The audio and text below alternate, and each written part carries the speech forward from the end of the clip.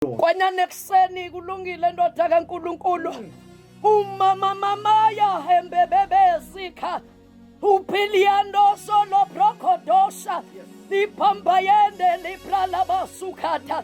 Elihano hosiete lebrea.